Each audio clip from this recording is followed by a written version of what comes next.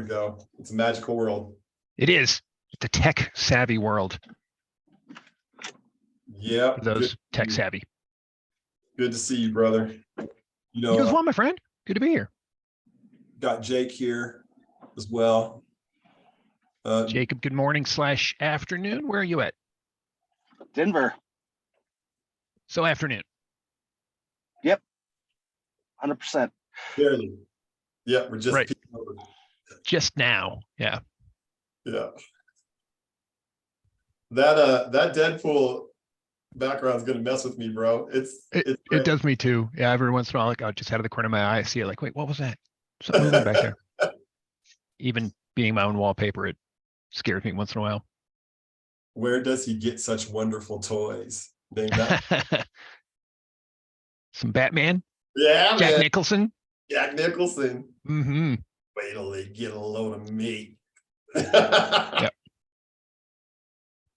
I don't suppose you saw the trailer for the new Batman that's going to have, or no, it's not new Batman. Beg your pardon, new Flash. The Flash movie that's coming out has a little Michael Keaton nod in it. Yeah, I did see that. That gave me goosebumps. I saw that. I was like, oh, that's fun. Yeah, I was wondering. I have this idea in my mind that I want to go back and look at the old Batman movies, and I wonder if it's because I saw that preview during when was it? During it's maybe basketball, one of the basketball semifinals I've been watching. I might have seen it. Yeah, it was the last couple of months I saw it anyway. I had no interest in the Flash. Might be one of those I'll wait and see it on video. But no real interest in it until I saw that trailer that had Michael Keaton in it. And I thought I kind of have to see it now. Yeah. Yeah, good stuff. Well, Johnny, thanks for this invite. I gotta admit to you, I'm not a reader. I don't do books. I don't read books. Books are bad monsters. My wife chews through like a book every other day. And she has this library that is constantly in flux and new books coming and going, and mine tend to just sit there and gather dust. Right. So I'm excited to follow my fear and to go after this thing and read some books, and even so much so that I was able to get the audiobook of today's book. Yeah. And I only recently found out in Audible you can play it at like 1.5 speed. Yes, you can. So I was able to chew through the whole book in 3 days. Oh, so you got it. So you were able to. I'm up to speed. I am ready to go giver. Yeah. As a verb. That is the way to do it, man. That is the way to do it. Yeah. It always felt like cheating to me. Like, well, you're not holding the book, you're not reading the book. But as I'm driving about town and I've got, 20 minutes, from point A to point B, I can crank out a chapter while listening to it versus, actually sitting down, setting time aside out of a schedule and trying to actually read a book. It's just, I just can't manage to make that time. But knowing that, this is basically wasted time when I'm driving around town, but between appointments and things like that, just all of a sudden, now that's book time. And I'm excited about it. That's amazing. I had that same hang up, but I haven't had it for years. My eyes actually I have trouble with my eyes. And so I only do Audible. That's pretty much it. I can read. It's just like long-term reading starts to bother me. So yeah, that's how I consume all my content.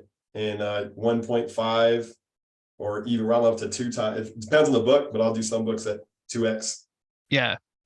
For me, this one was a little hard at 2x. I was missing some of the stuff and having to rewind it, and it was just taking more time to go back and try and catch what I missed. Yeah. Yeah, man. Yeah, it's there's also did I tell you about Blinkist? Yeah. I had not heard of Blinkist, and I was telling my wife about it, and she's like, I told you about this years ago. And in fact, she had. I even had the app installed. Just sometimes I listen to that lady. Other times I don't. She's just too smart for me. Yeah. That's a good tip. Now, is there a way to get individual books on Blinkist, or do you have to basically subscribe to the monthly? You have to subscribe. Okay. Yeah.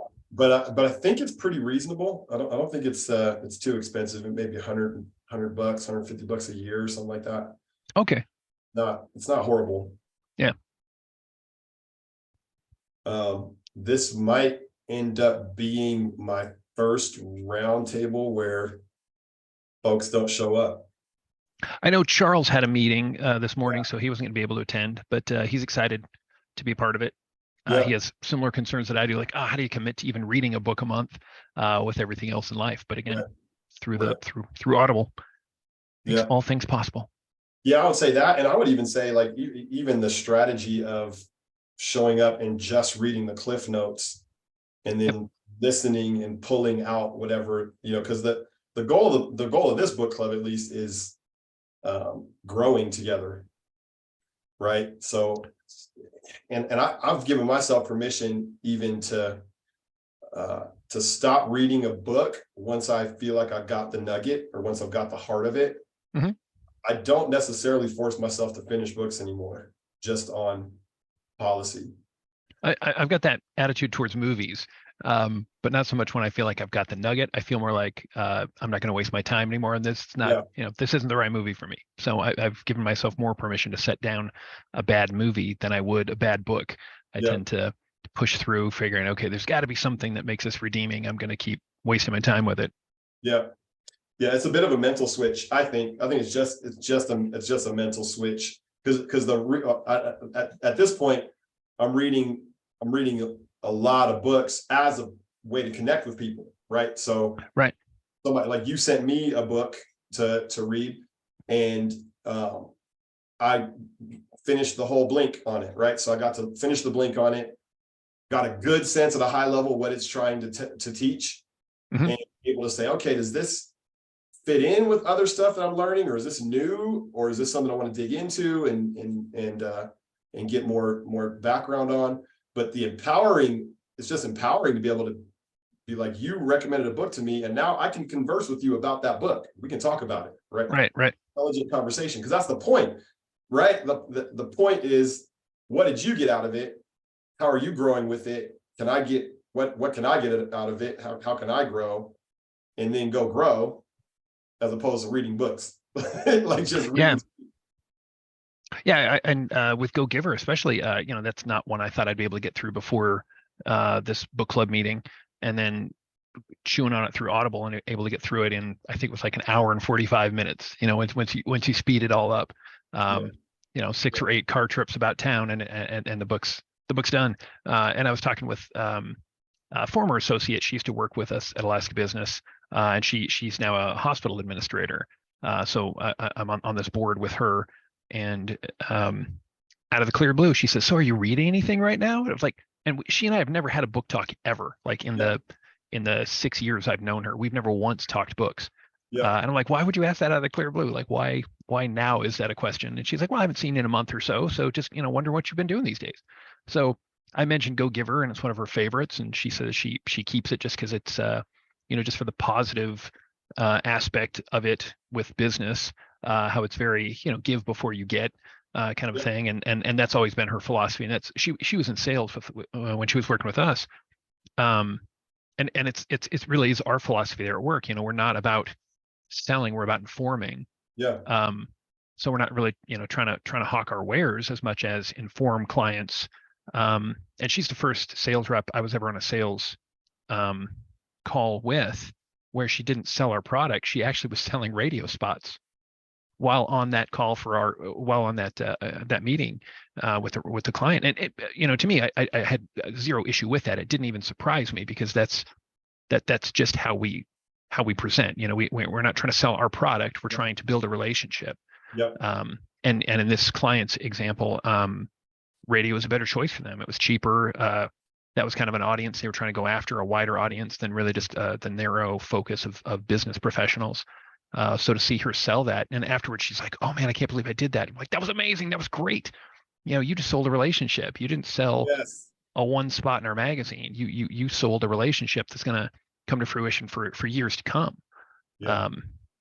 So it was really cool to see that applied in the book, and see that, and she's the one I was meeting with yesterday. So when we were talking about it, it was, we had this whole book conversation, and that's not something I have, like that's not even in my vocabulary, talking books. And again, thank you, because this is really stretching my comfort. So very cool. Oh, it's certainly worth it for me. I think I'm gonna switch strategies. And I think you and I are going to talk about the book. I might not keep you the whole hour. Sure. I think we might just turn this into a fireside chat, you and me. I like it. I love it. Which I'm totally good with. And what about Jacob? Has he read the book? Yeah. Yeah, Okay. what So world, Johnny? Am I chopped liver here? I mean, come on. I meant a three-way fireside chat, but it's big enough fire for all three of us. yeah. Good deal. Yeah, I read it, man. It was it was excellent. There's a few things in there that were just like key moments for me that was like, yeah, this makes so much sense. And it's not anything that I'm not already doing, but just the confirmation of like freeing myself up to say, hey, at this point, I can do this and I don't need to worry. Like, I don't need to be like, okay, is this going to lead to something? It doesn't matter if it leads to something. The point is that I'm adding value to people's lives. And that was so freeing for me. Yeah.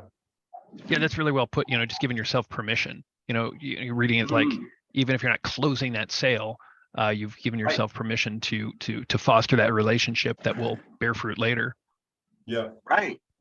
And it frees me up because I'm not a salesperson. I hate sales. Like, this is like doing sales is the last thing I want to do, but it's necessary as I'm trying to grow my business. It's necessary. And so, but because of this book, like, I can just be like, hey, I'm not on this call to try to sell. I'm just on this call to build a relationship. And if a sale comes, it's great. And if it doesn't, that's fine too. And that was really good for me. Would you guys consider this to be a sales book, or not? I didn't going into it, but with more and more of the example kind of about, if not selling, but closing the deal.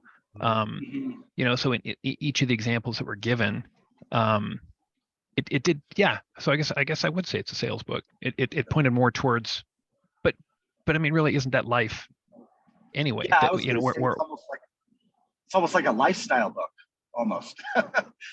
Yeah, because sales application. I mean, everything is sales, right? You're always you're trying to convince somebody of something. You're trying to persuade somebody to do something, so yeah. I think some of life is sales. Yeah. But yeah. Yeah. I wrestled with that question a little bit, because it doesn't feel. I'm in sales. I've read my share of sales books, and I've never read a sales book like The Go-Giver. Mm-hmm. Like it kind of stands in a class of its own. And I recommend books a lot. So I'm recommending or sending books to people. And I send this to people across job roles. So publishers, people who are unemployed, people who are in sales. So it's, yeah, I think it's an essential book for salespeople. I do think that, but I'd probably land that it's more of a lifestyle book because I've applied it outside of sales. I think I'm applying it outside of sales, in my personal life in a lot of areas. But it's complicated because I think to your point, Jason, what is sales? Mm-hmm. Right? What interactions are actually going to be under that banner? So yeah, I'll just call it complicated. What would you say is the biggest nugget that you got out of the book? Like, if you were to try to distill it down, and like even you, Jason, you were describing your experience with the book to somebody. What would you say was your takeaway? Kind of follow up on what Jacob said there. Just giving myself permission to do the things we're already doing, and that's not go for the sale, but go for that relationship. Not go for the the closing of the deal today, but the opening of the relationship that's gonna bear fruit for years to come. And again, it's something we're already doing. It's my own philosophy. So for me, it was really just kind of reaffirming some of my own business values and some of my own personal values too, and that is putting other people first. Johnny's one of the things I've always loved about you, and I think one of the reasons I connected with you when we were first talking is that you weren't selling us on anything. You were informing us. Even in our first getting to know you session, you were asking what books people were reading. You were asking about you were asking about the people, not about the product. You were asking about what my drive was towards business, not or kind of my philosophies within business. Yeah. But not, where do you see your income in 6 years? It's like the stuffy business stuff. So I guess for me, the book really just did kind of affirm the things we're already doing, and like Jacob said, gave me permission to keep doing those things, just really drive towards what we're already doing, and just kind of know that we're doing it the right way. Yeah. I like that word, the phrase "gave me permission," because I do think, like, I think when I first met with your team, I don't think I had read this book yet, right? So it obviously it was already a part of my DNA, just in my own sales journey, to learn how to be good at my job, or what kind of person I am in my job. I just had already decided I wasn't going to sell people stuff. Just not interested in that form of relationship where it's manipulative or pressure. I don't want to have relationships like that. I hate it when people do that to me. But I did feel like when I read the book, it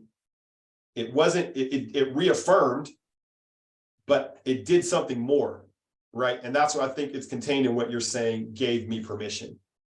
It did something more. Jake, would you agree with that? Like, what's the difference between, describe that a little bit more, the permission part that you first brought up. Yeah, I mean, 100%, because you know me, certainly, Johnny, but you and I have always been so aligned on that point of be generous. But I think it just really brought clarity, because especially me being on this early journey, it just gave me so much clarity as to like, oh gosh, how do I describe it? Like, I'm reading sales books, and most of what I'm reading is the antithesis to this. Like, it is the opposite advice, which is get to the close, get to it early. You only have 10 minutes, and that I'm just not jiving with that at all. I have no desire to be that kind of person. And so I think it just brings a lot of confirmation and a lot of, what's the word? Affirmation. Affirmation. Yes, very much affirmation that, like, this is a good way. It's not the only way. It's not, I think it's the best way, but it's not, I don't know. I'm kind of stumbling on words. No. I just really, I feel like it just freed me up to be able to continue down the path that I felt like I needed to be on anyway. And to be extra generous, and not to be concerned with the outcome, and like, am I wasting my time? Well, no, because I'm helping make the world, my circle of the world, better. Yes. And as we can do that together, we all benefit, indirectly, we all benefit. Yep. Making my circle of the world better is the reward. Yeah, that's well put. I like that. Yeah, that is a reward in itself. Have you, and I want to answer this one too, because I've got, Jason, I know you've been in the book over the last 3 days or so you probably haven't had a chance to do a lot of application. But I will just ask, for both of you, if you saw any real life moments where you're able to apply those principles, small or big. Yeah. Well, at least one example where I tried to apply it, but it was where I saw something differently than Charles, my business partner. We had an opportunity. So Charles is in charge of sales, and he's works our marketing team. So he had put this program together without any of my involvement. It's a hands-off project for me, my favorite kind of project. Yes. Get out of the way and let other people do the work. But then when it was brought back to the team and presented, it was very different than our original discussion on it. Well, not very different, but just had a slightly different focus. But to me, it was a foundational focus. It was whether or not we're going to get email addresses through this marketing campaign, or if we were just going to, this is for a Best of Alaska Business, big awards we're handing out. So do we hand out these awards and do this big social media push where there's an award at the end of it for just for people who have written in their own best of, so people who've helped this process along, or do we use this as a way of like gleaning email addresses from people? Yeah. And to me, those are two different focuses. Yeah. And I can't remember. I think, is it the law of compensation? I think that's what it was talking about. Your No, it income wasn't compensation. is decided by the number of people you serve and how well you serve them, or maybe influence. Your influence by how often, how much you focus on others' interests first. Right. It was the law of influence. So, and that's what I was wrestling with. Was I really thought the focus needed to be on these winners. Let's promote them, as opposed to let's promote this as a way to get extra email addresses for a mailing list. Yeah. So instead, really hold them up, these winners of this best of category. So I really wanted to see us promoting them versus promoting ourselves. And it felt all of a sudden very self-serving, and in a way that I think before reading this book, I wouldn't have thought too much about. I'd say, okay, well, you're in the marketing department. This is what you guys do. Go do your marketing thing. But again, having just read that chapter, even, and it was fresh in my mind going into this meeting, I thought, this is an opportunity for us to really put the focus out there on these other people who could be ambassadors for us, because we in turn were ambassadors for them. We're saying, hey, look at these guys, we're tooting their horn as these winners, instead of us tooting their horn as winners. And oh, hey, as long as we got you here, let's get your email address. So it just felt like that law of influence factor was calling me, and I was trying to sell it to them, and I'm looking around at these people and they're just like, no, this is a great opportunity to get email addresses. And I was having trouble closing the deal. I was having trouble making that sale with my own team. So it was really interesting. I'm trying to apply this lesson, but at the same time, I'm getting pushback. And to their credit, they held their ground, because the original intent for them was to get email addresses. Everything else to them was the icing on the cake. And to me, this was a chance to build these relationships, and email addresses would have been the icing on the cake. So the short answer to the question is, I attempted to apply it, but received quite a bit of pushback from people in that excuse me, that they saw the marketing program we're doing very differently. Which I think is a credit to your team, like even what you're describing, right? Because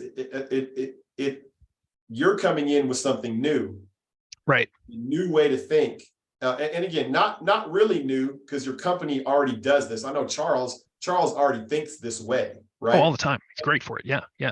He's not just a money grubber, that he's a very generous hearted, benevolent individual. But what that does show is you probably need your team to let the book mess with them a little bit. Right. Yeah, mess with them. I like that. Yeah. Got to get their buy-in for it. Yes. And again, these are all philosophies we use every day at the office. But like you were saying, I wasn't involved in this project from the startup of it. So they came in with a very different end game than I did. Seeing it in the 11th hour, like we're just about to push this thing off, and I'm like, hey, let's change everything, and let's change the focus. Let's do this different. And they're like, whoa. We're trying to get some email addresses here, and you're trying to build relationships in 2 years. Yeah. Well, and I'm just going to give you a thumbs up on the leadership choice, not to like push this new philosophy and armbar everybody into adopting that, right? Because I sit in that same seat, and I have to. Sometimes I come in and I get outvoted. Yeah, that's a difficult spot to be in. But at the same time, we hire the right people. We put them in the right chairs, and then we get out of their way. Provide input when needed. But at the end of the day, got to get out of the way and let the professionals handle it. Otherwise, it stops being a handoff project. Now all of a sudden I'm making it muddy and getting too involved. Right. Which I've done many times in the past, and I think you start to become a more mature leader, and you stop doing that. Right. I hope that's not true. I don't want to become mature. Well, it's too late. You already made a mature decision there, so you can trick everybody else, but we tell the truth on this particular interview session. So. Okay, good. Jake, would you? Yeah, I do wonder if it leads to you having an opportunity to work on the culture, Yeah, to feed into the culture, and not for this decision, yeah, but for looking forward. Does this become an opportunity for you to say, hey, let's revisit this philosophy, and what are ways we can find application to it? yeah. Yeah. And Jacob, remind me, I think we were in the Book of List meeting. Is that correct? You were in that round table, weren't you? Correct. Yeah, Okay. And you're, is it Copper Press? Is that right? that is right. Yeah. Okay. Yeah. So what's your position at Copper Press? Are you not like Johnny and I are? I mean, are you in that kind of same position where you're working with the team and you've got other people you're trying to coach and motivate and get out of their way? Yeah, so it's kind of interesting. I was in that position right alongside Johnny. We were working on, I was working in DataJoe, and he and I were co-leading DataJoe together. And so Right on. I recently stepped out. Copper Press is a new business of mine, and so at this point, I'm like 1 1/4 employees. So, so yeah, it's small, it's new. Yeah, so I don't have a team yet. Yeah. Okay, right on. So you are the team. He is the team. I am the team. Yeah. Yeah. I have a 1/4 time developer that works for me. So That makes team meetings a lot quicker too. oh yeah, for sure. It's brilliant. It's always unanimous. We always agree. That's right. That's Yeah. right. That's right. Yeah. Well, Yep. Jacob asked a question because I was going to ask the next question, like if you planned on bringing this to your team and if you had plans to kind of implement some of the Go-Giver philosophies. Was that something 100%. you were to your entire team? You're going to roll it out to everybody? Yeah, my entire team. Yes, I have Yeah. already rolled it out. It's I put down the mandate. I said, this is the way it's going to be. Get on board or get off board. That's so you're rolling high with an iron Fire. fist. Absolutely. Absolutely.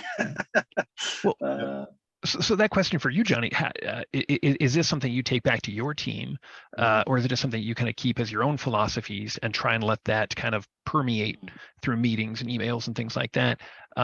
Or is it something you really try and put out there and say, hey guys, I need you to read this book and I need you to get on board?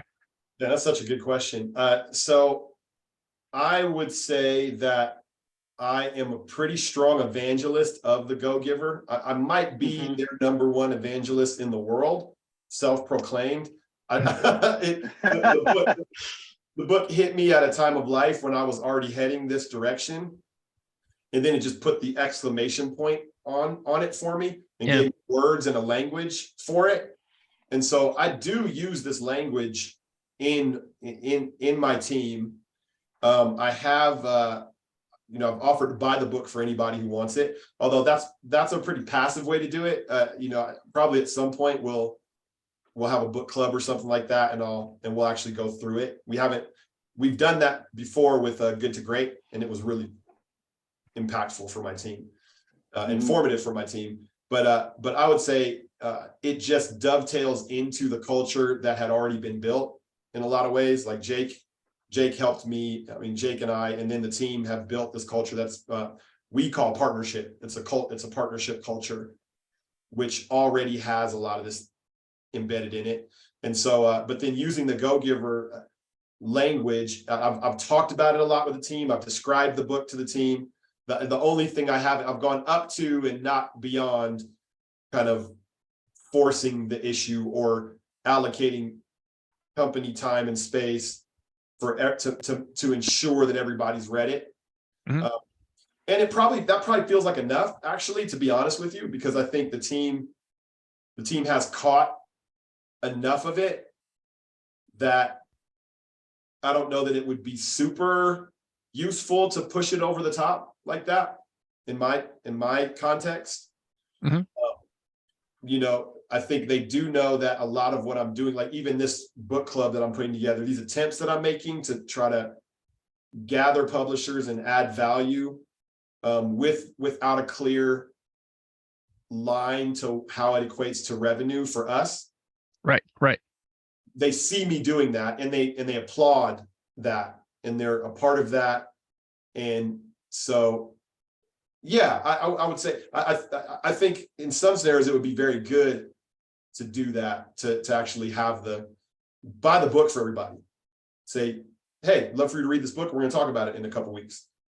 I think that's completely fair play and good if you want to accelerate it a little bit. But if you want to do it more of a slow burn, then, you know, you just start using the language. Right. I will say, though, a little bit of the unfair advantage that we had as a company as we had gone through this process of really intense introspection and come up with our core values and our culture statement and our mission statement. And so we have all that really formalized, where a book like this, it wouldn't create that.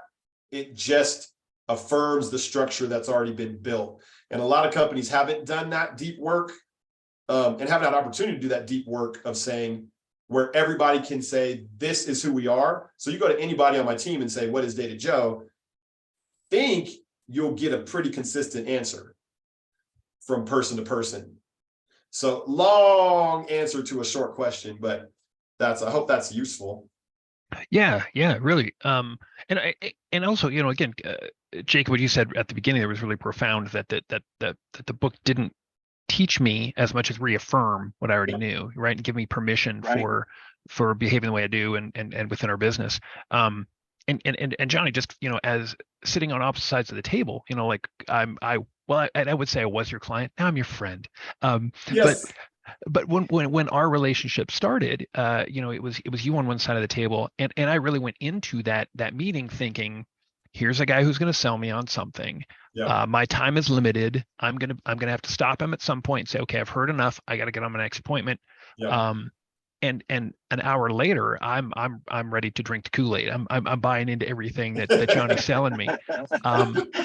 And not because you sold me, but because you informed me, because you were, you know, and really that law of value, right? You put me and my business in front of you and your profits. But what that did is it planted a seed for this relationship that we have right now. And it also planted a seed for the legal elite and the top docs and those things. I mean, all of those came from that meeting and from that idea that Johnny isn't selling me a product. He's selling me, or he's encouraging me to explore my own business and encouraging me to go in different directions. So that law of value. Yes. I mean, here's an example of that it's working. So keep doing that. And like Jacob said, give yourself permission to do that, because our relationship and our Alaska business working with DataJoe is proof that this does work, proof that law of value is returning money. It's so hard to quantify it. You know, like how much money do you make when you put somebody else first? Well, here's at least one relationship that benefited from that. And moving forward, you know, we've got a long relationship that we see in the future with DataJoe because of that, because of the way you did put us first. You weren't going after money. Right. And even after that initial meeting, I asked Charles, I was like, what's his angle? Where's he making money on this? You know, and like with that book of list meeting, same question came up. I'm like, what is Johnny's angle? How is he making money on this? You know, putting all these publishers together in a round table where we all get to talk and we all benefit. And I'm like, well, Johnny's not a publisher. He's not benefiting from this. Where is his money coming from? How is he able to warrant this amount of time that it had to have taken to set up that book of list meeting? And again, not being the publisher, not being one of the people in that sector, but really being the hub. You know, we're all the spokes on this wheel, but you really are the hub. And when you put yourself in that position, you proved invaluable to all of us. And again, I just think you were proof that law of value side of things really does work. Man, even if I can't figure out where you're making money. So I'm going to exercise the final law right now, which is to give effectively, you must be open to receive. That right there was like drinking heavenly nectar. Just the kind of that you just gave to me, man. Thank you. It's so true. Oh, goodness, man. That is just, it goes straight into my soul, man. So thank you for that, you know, for articulating that and giving me that gift, because it is hard to see it sometimes. It is hard to see, you know, if it's working, because you're not judging. That's one of the difficulties of it. That's one of the, it's much easier to judge your success by how many contracts did I get? Revenue did I bring in? right? Like those objective metrics. And that's how most people judge success, right? Like that's how we're taught to judge success in a business endeavor. Did it make money? Mhm.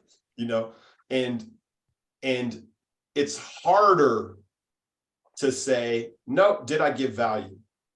How much value did I give? Like if I really gave value and really being perceived as having given value, then the other will come. And then there's a faith that you have to have. Right. Because the faith is what allows you to take those risks, those potentially losing gambits, right? To say, hey, let's hang out and get to know each other. And I'm going to love on you, and I'm going to send you some books and make some connections, and maybe nothing ever pans out. Maybe nothing ever happens, right? And to be able to look at that and say, that was a win, right?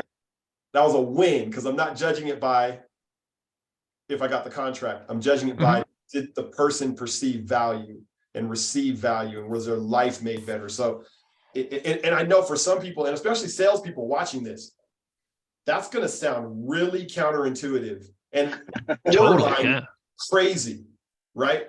It's going to sound borderline crazy. Like, what do you mean I've got freaking quotas? This is what, you see what I'm saying? Like, sometimes that voice is in my head. You've got quotas and you've got bills to pay and you've got to keep the lights on. So get the contracts. Yeah. And that's what it feels like, but at the same time, it's time well spent. Are you picking that one fruit, or are you planting a seed that's going to grow a tree later and bear a lot of fruit? And again, not to continue tooting your horn, Johnny, but that's what you did with us. That is proof positive that system works, that putting other people first, putting their business before your own. Again, I'm scratching my chin in our first meetings, like, how does Johnny make money when he's selling other people's stuff and pushing us in other directions, and getting all these publishers in for a roundtable? How are you making money on that? And then I realized, like, oh, well, you're building the relationships. Those relationships, I want to stay related. I want to keep this relationship positive. I want to give back. I'm referring other publishers to you. I'm pointing back to DataJoe for all the great things you guys are doing. In our work with Advante, we're pushing it back towards you guys, saying, like, David is with Advante, you got to talk to Johnny. He's doing some next level stuff. So keeping those relationships healthy and alive, because you put us first. Man, well, that's and it's funny. I remember back in the day when we were trying to formalize, and by formalize I mean to, like, put it down on paper. What does this mean for us to operate in this way? And man, at first, Caleb, one of the guys on our team was asking those exact questions, like, where is the money in these things? Like, is this time that's worth spending? And it took us, talking through it a bit, and all of a sudden Caleb's like, oh man, this does make sense. And it was like, I feel like that was such a breakthrough moment for us, Johnny, when we got to that point where it was like, because Caleb's very much pragmatic. He's like, analytical. Show me the numbers. I want to see the data. I don't want to hear the feelies. I just want to, you know what I mean? And so when he saw the light, it was like, oh yeah, this is the moment where this transformation really makes sense. And so I don't know, it was and again, it wasn't explaining, well, we build relationships so that we get business. It was like, no, we build relationships because that's what matters. Right. Preach it. Preach it, bro. Yeah. And Caleb is like all in at this point. He's all into the, and again, oh yeah, Caleb will tell you he's like a calculator or a robot, right? But he's not. He's got an incredibly generous heart and generous spirit, but he's also very pragmatic. And he would tell you, and there's times where he's checking me on it now and saying, I don't know, Johnny, that doesn't sound like partnership. Like right? Like, are we giving value? Like, we started looking at our problems, not in terms of, like, we have a problem right now with like the nominations. Some of our nominations, we have trouble getting engagement, getting people to vote, right? And it's like, okay, well, how do we solve the problem? How do we maybe we should put on social media, maybe we should add this extension, right? How do we get the word out? And then we stopped. We're like, the reason we don't have as many people participating as we like is because they don't perceive value in taking the survey. How do we fix that problem, right? Let's fix the value problem which is the harder problem. Mhm. Harder than just, oh, let's send it out to more people, right? Let's send it out in new channels. And sure, there's a place for those strategies, but the problem, we're learning to go to the heart of the problem, which is how do you add more? That's always the answer, right? That's what the Go Giver is saying, right? Like the second law of compensation, your income is decided by the number of people you serve and how well you serve them. So it's not like, okay, how do I make more money? How do I get more contracts? Serve more people and serve them better. It's always the answer, isn't it? Yeah. Gosh, dude, that book, man, it's just it continues to blow my mind. Let's see, so I'm having a great time. Can I keep you a bit longer, Jason? I would love it. I'd love it. Yeah. Close this out. Jake, can I keep you a bit longer? Yeah, I'm good. All right, and I was going to give you the chance, Jake, that one example of putting a Go Giver law into practice this week or recently, at any point, really. Do you have a story about that? Well, I mean, I'm kind of doing that right now. Like I'm preparing that webinar series that's all focused on, the role of AI in publishing. And, it's taking a lot of effort, and the plan is to roll that out for both AABP as well as CRMA. And it's, who knows what'll come from that, but the point is I'm passionate about it. And I feel like this information is critical at this stage for publishers. And so like the energy is going in regardless, regardless of what the outcome is, the energy is going into it because I just believe in it. So, yeah. Yeah, that's awesome, man. Appreciate you sharing that. And that is going to be such a benefit for so many people. Everybody's talking about AI, and you're one of those people that's gotten ahead of the game and ahead of the curve, knowing what's coming. So it's going to be cool to see. Yeah. Jacob, I just threw my email up in the chat if you've got access to that, or if you can review it later. Again, we've been in several meetings together. And now that you mentioned your earlier connection with DataJoe, I realized I think we even shared some emails early on. I wasn't realizing you were the same Jacob that I had emails on over the years. Awesome. So keep us in mind for whatever you're working on with the AI side of things. We're fascinated with tech. Anything to help us keep looking forward and hopefully never go the way of the dinosaur with print. So we're always trying to figure out how to stay in front of the curve. So keep us in mind as you're working on stuff. If you need somebody to bounce ideas off of or see how it might impact a publisher, just let me know. 100%. Help you. And if you're willing to chat a bit too, there's one specific session. There's one specific session where it's the biggest reach for me, which is the role of AI in sales. And I don't know if you're interested, if you're willing to just let me bounce a couple thoughts off of just to make sure that I'm on the right track. That would be would love it. Hugely useful to me. Charles would be good for that too, man. Absolutely. That was my next thing. We have an amazing sales. I hesitate to call Charles sales. I say it, but because he really isn't. He's just a relationship builder, right? And sales is a byproduct. But he's just got great ideas for sales. Has really helped revolutionize and put more money in our coffers because he's just a good guy. Just a good guy. I hope he doesn't watch this later. I'll be so embarrassed.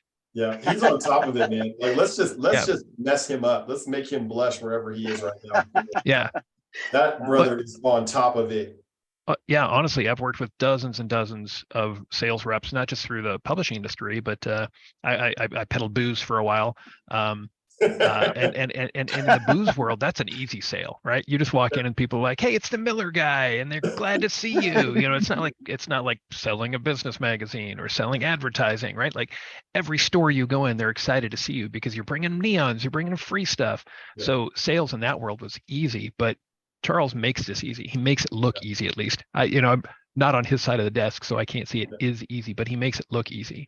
When we go out to trade shows and he's introducing me to everybody, and everybody knows him, and he's become really the face of the magazine for so many people. Even though he's on the sales side of things, they don't see him as a salesperson. They see him as just a consummate professional there at the magazine that everybody knows. Yep. So That's maybe stroke amazing. his ego a little. Yep. But we'll get him involved for sure, Jacob. When you're ready to talk AI and sales, he's absolutely going to be a great resource for you. Awesome. Yeah, I'm taking that'd be note so of good. what you just said. Oh, sorry, go ahead, Jay. No, I was just gonna say that would be so good. That's amazing. Yeah. I'm putting a quote in here from you. That paraphrase really. When you're doing, throw it in there. When you're doing business the Go Giver way, people don't see you as a salesperson. They see you as a part of the community. Like what you described is, I think, a big part of if I get to do this again and have a larger audience and really talk about the implications of Go Giver for the publication sales team. That is really what I'm angling towards. Is I think Charles, because of who he is, sells that way. Right. But I don't think it's because he was trained to sell that way. You see what I'm saying? I don't think it's because there was some book or structure that empowers and teaches people to sell that way. Right. And so I wonder, because I've thought, man, if I'm a publisher, because I'm always putting myself in the publisher's shoes, I don't necessarily want to have a sales team that's out there selling ads, right? I want to have community advocates, community ambassadors, people who are perceived as a part of the community, not perceived as people who are selling, right? Because there's this in-group, out-group dynamic, and most of the time a salesperson is in the out-group, right? Yep. Yeah. Right, they're external, like how you thought of me the first time we met. I was out-group. Right, like Yeah. Here's another sales call. Here's another guy selling me something I don't need. Yes, yeah. He's not a part of us. He's out there trying to leverage us for his own benefit or whatever, right? Or for business, to make money.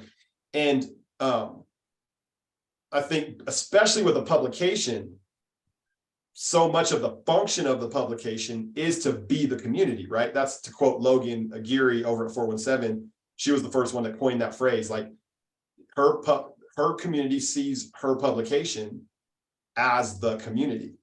And so if your job is to be the community, be the voice of the community, then you don't want your sales team feeling like they're external to the community, coming at it from the outside to exploit it. And so could the rhetoric be changed in terms of how sales teams are cultivated? Or does it need to be? Maybe this is already happening. I don't know, because I'm not in those spaces. But I'd love to spearhead that conversation of how do you then release your salespeople to go out and not be salespeople? Right. Well, give them permission. Yeah, give them permission to not sell, but give them permission to advocate. You know, that's one of the things with not tooting our horn, but our philosophy there is that very thing. You know, we're business advocates, so we're not out there trying to sell an ad. We're trying to advocate for your business. We're trying to figure out how we can help you and your business succeed.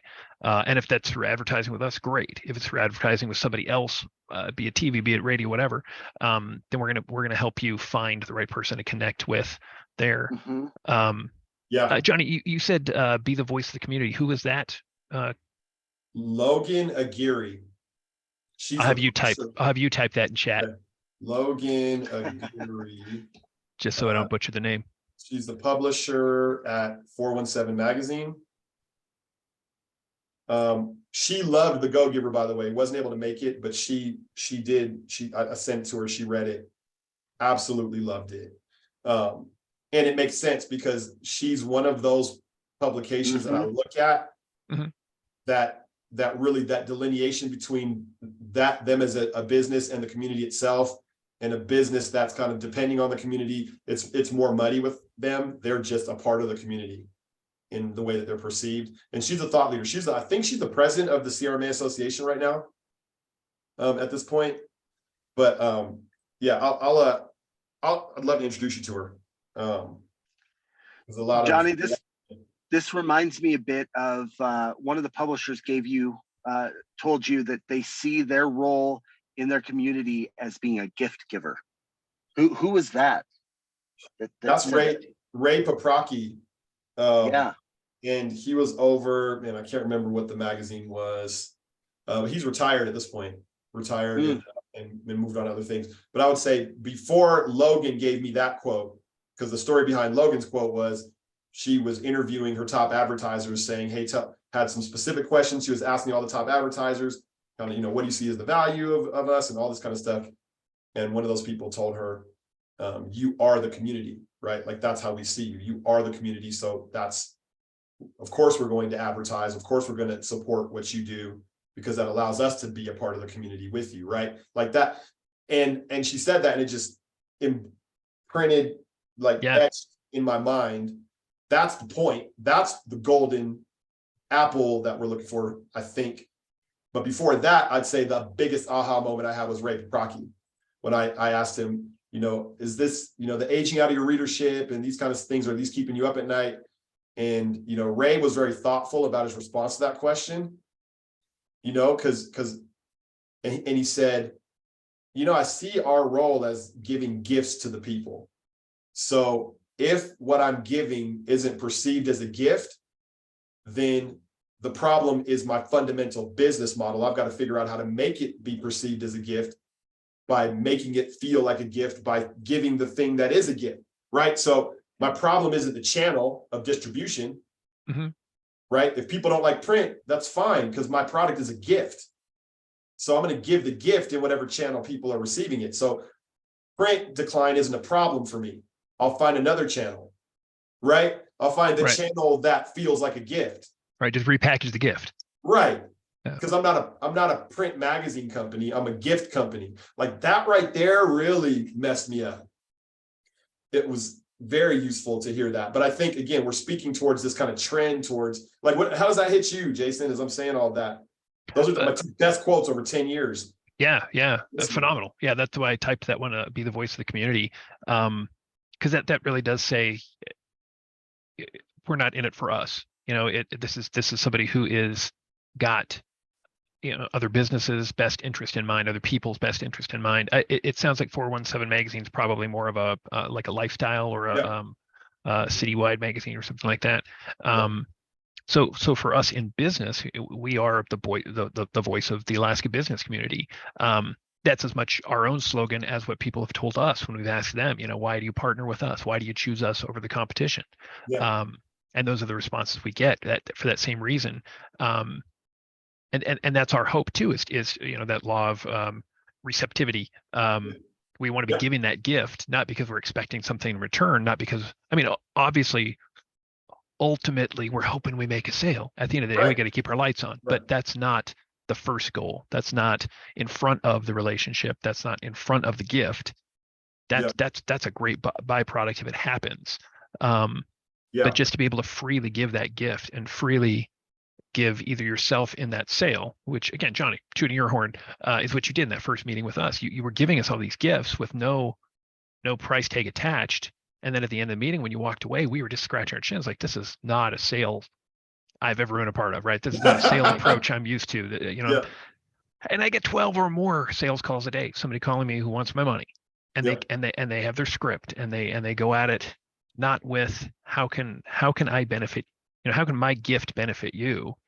But I'm calling you because I want something from you. I'm calling you because I want a gift. And you can't start a relationship that way. You can't.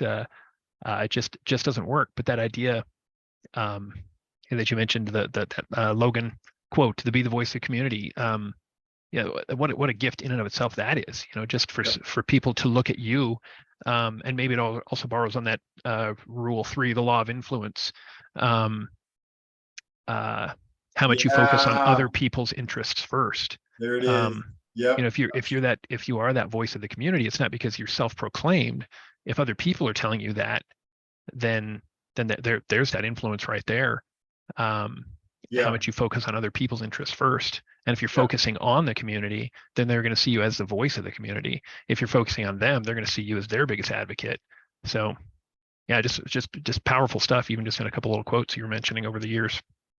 Man, so I want to turn this back on you a little bit. So you've done this, right? Like, your organization, to a high degree, has done this, where the community sees you as the community, sees you as the voice of the community. So my question is going to be, how does any publisher, including yourself, push that to the next level, right? That because I think bringing it back to the first law, your real worth is defined by how much more value you give than how much you get paid. So our question is always, it's not like, okay, I did it, right? It's how do I give more value, right? Like to keep asking that question is the journey, right? So what do you think that is for you as an organization, to acknowledge your success and then say, yeah, but we still want to push towards X. What is X? I guess knee-jerk reaction. When we first started the magazine, a large focus of the magazine was on up-and-coming businesses or new businesses. So we had kind of a new business spotlight. But the challenge with new businesses, they don't have money. They don't advertise. So we were putting a lot of paper and a lot of ink towards companies that couldn't that couldn't reciprocate that way. And that's how we saw this. And this is 35 years ago, right? When the magazine was starting. So that we weren't thinking about Rule 5, that law of receptivity. We were thinking of what's in it for us. If we're going to put paper and ink towards this new business, we hope that in the years to come, their business will succeed, and they'll remember, hey, that Alaska business, they're the ones who gave us that free page of, basically marketing when they were talking about our new business as a startup. Yeah. But we weren't seeing that. We weren't seeing that return on investment. And again, this was 1985. So as the years rolled on, we didn't see that as a seed that we were planting that was bearing fruit later. Yeah. So we got rid of that. We got rid of that feature. We got rid of that section of the magazine. And then fast forward, and it's 30-ish years later, and we started realizing, like, we focus so heavily on big business and the businesses that do have ad revenue, that we've lost some of our early focus in the magazine was on featuring and highlighting small businesses. So just in the last few years, we've started getting back to that for that same reason, for that same goal.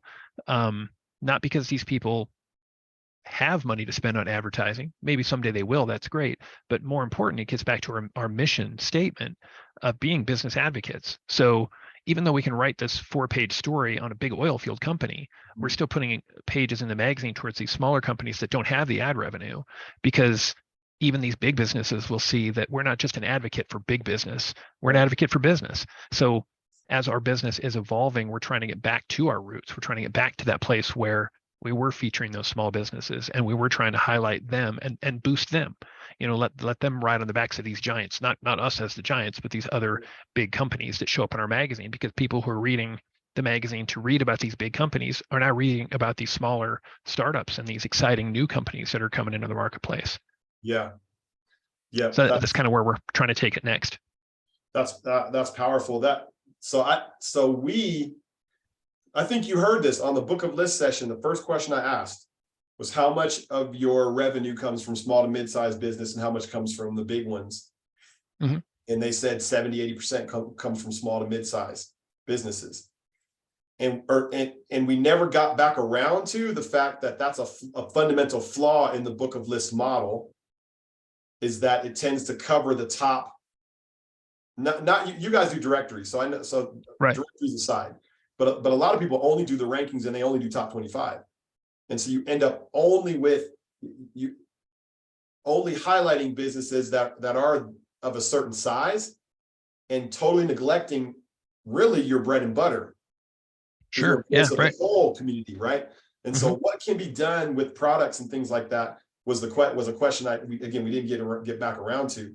But even what you're describing sounds like it converges with that line of thinking. You're trying to make sure through editorial and the stories you pick that you're not neglecting that huge part of your market that is so much of your blood, the blood of your company, right? Like the heart's blood of your company and your community. So I love that. I love that you guys are focusing on that. And I wish you great success in that in the future. Well, you hear about it Yeah. for a long time to come. I'll hear about it. Yeah. Okay. Well, good. Yep. I want to. All right, man. All right. Well, we're at time. So great conversation with the two of you. Thank you for spending time with us, spending time with me and talking about the Go Giver. And until the next book club, this will Johnny, be... you're trying to wrap it up. I appreciate that because we're at time, but I have one question for you guys. Yeah. And it's a quick one, but one of the questions, the book creating any tension for you guys. And for me, it wasn't about the subject matter, but about the way it was written. And I just have a question for you guys, because all of the examples were fictional. Yeah. And they didn't relate back to. We're not talking about Bill Gates and how he was able to use these philosophies for Microsoft. We're talking about Jill, and Jill has a coffee shop, and this coffee shop does well. And I struggle a lot for the first half of the book in these examples that weren't real. So it's trying to explain these philosophies that I loved and I agreed with, and I felt like we're already applying within our own business, but the examples he was raising were fictional. And I wondered how that affected you guys in the reading the book, these examples that were fictional versus real world examples. It took me out of the book a little bit for that. It took me a little bit out of the teachings because I didn't feel like there was implication for these because it was just fictional. Yeah, such a good question, Jake. I'm going to pass it to you first, and I don't have another meeting, so I can hang out for a little while longer. So if you're cool, Jason, we can just keep going for a bit. I didn't want to railroad or take up too much time. I just want to make sure we got those other couple questions looked at. Yeah, so I would say specific, and I'll answer this from the DataJoe side because I've got far more experience there. There have been so many opportunities that I've seen through the eyes of Johnny and through seeing Johnny operate in the way he does, that business has been brought about in ways that we never would have expected. Best Workplaces is a prime example. We were approached originally to do the workplaces, which is that employee satisfaction survey from a company who we kind of had a relationship with, and we didn't want to do that project, right? That was not, when the project came, it's like, we can do that, but I don't know. But the partner was like, we really need this, and we really want you guys to do it because we believe you can do it. And so they kind of twisted our arms, and it turned into a new segment of business for us. It's a great business segment that we completely did not anticipate, did not plan for, did not even originally want. And but now it's a great segment of our business.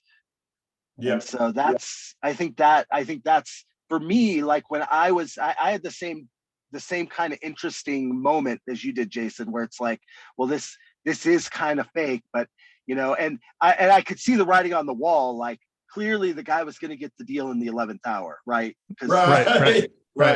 Spoiler alert. So right, exactly.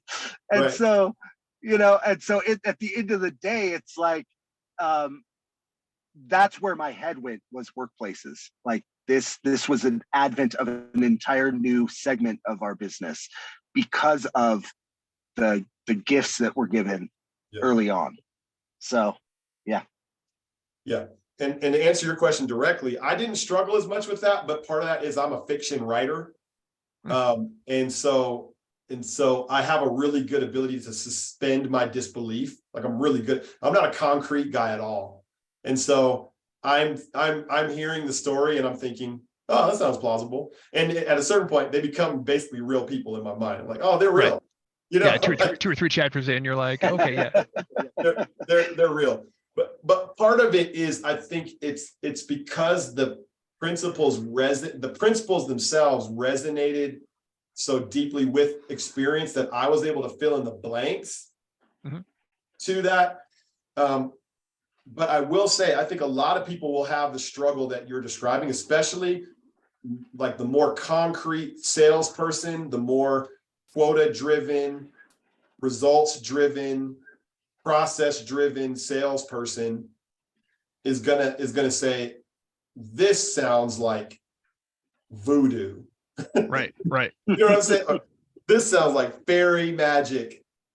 You know, like, what do you mean? I'm supposed to go out today and just give to everybody. Yeah, and for me, it was like, yeah, that idea, like give. Okay, well, what proof do you have? Well, I don't, but trust me, it works. Right. You know, like, Trust, yeah, okay, well, trust me yeah, and continue trusting me. right. And without those concrete examples, without those real world examples, it took me a few chapters to get into it, to trust and believe, and suspend that disbelief. I had more challenge with that. But then, I was probably 2 or 3 chapters in before I started. I guess I never cared about the characters. Not supposed to. That's not what the book's about. Yeah. But like Jacob said, like, okay, I see where this is going. He's gonna Yeah. win the big contract in the end. Um, Yeah. the guy Yeah. gets the girl. Yeah, they live happily ever after. Yeah. I have an analogy about this. Like, so there's that. Have you ever played a game called Spades? You know Spades, card game? I've heard of it and never played it. In Spades, you're basically trying to bid how many books you can bring in. So there's 14 books total, like basically 4 people playing, and each person plays a card, and the winning card wins, and you can use spades to trump and things like that. But before you start playing, you have to bid your hand. So you have to look at just your hand. You can't see everybody else's hands, and say, oh, by myself, I think I can get 4 books. And then you look at your partner and say, how many books can you get? And the partner says, I can get 2 books. And then you bid 6, right? And the other team would bid, maybe it's 13 books. The other team bids, no, they bid 8. Yes, 14. So when you're bidding, you might have like aces, and you count those. The aces are gonna fly for sure, right? Your kings you usually bid your kings.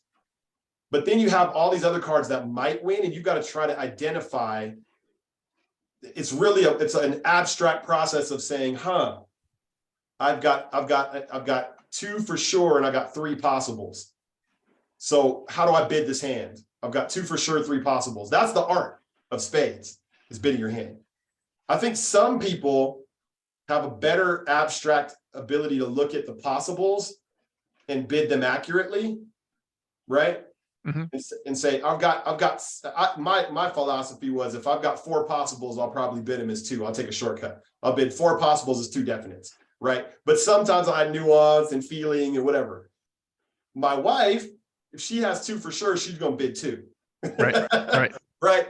She's not going to bid 6 if she can only see 2 in her hand for sure. Right. Which in the game, that will work against you to bid under, just like it works against you to bid over. Like if you say, I'm going to get 4 and you only get 3, you get set and you lose points.